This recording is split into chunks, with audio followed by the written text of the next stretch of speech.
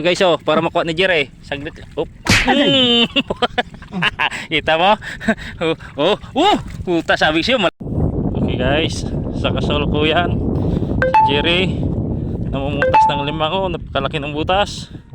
Ito na naman ang tinatawag na pispan mechanic, repair the dike. Sinisira yung dike ng limango. Kaya kinukuha ni Jerry. Ganito kahirap guys, oh, ang pagkuha ng limango. Ayan, oh.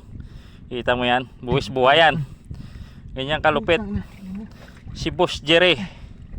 Sige, sapak siguro ito. banatan mo Boss Jerry, at malaki yan. Malaki yung bakat niya. Oh.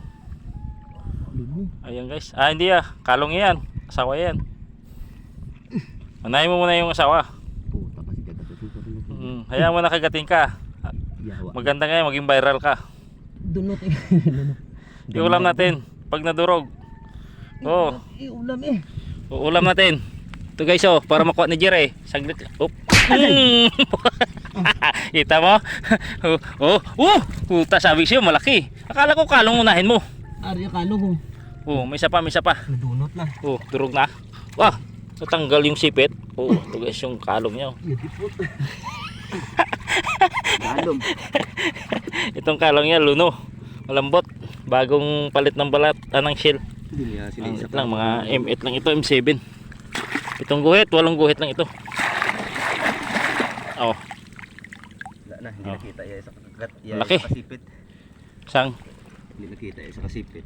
Dalawa sa isang butas, mag-asawa. Balikan mo na ng lupa yan. Okay guys, success yung ating paghuli. Maghanap ng pera. Alright. Kahirap. Ang laki.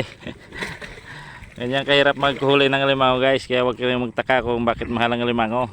Umawa naman kayo sa mga tagahuli rito.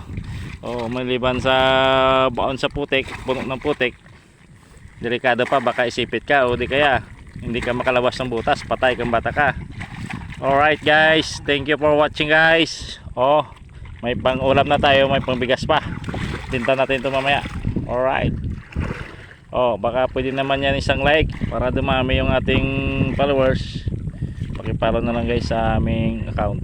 Alright. Buhay Palisdan.